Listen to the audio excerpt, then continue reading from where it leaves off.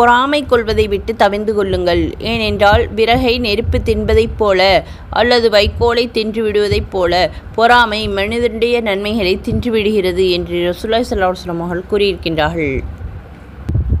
ஒருவருக்கொருவர் பொறாமை கொள்ளாதீர்கள். விலைக்கு வாங்கும் எண்ணமில்லாமல் ஏமாற்றம் அளிப்பதற்காக விலையை ஏற்றிவிடாதீர்கள்.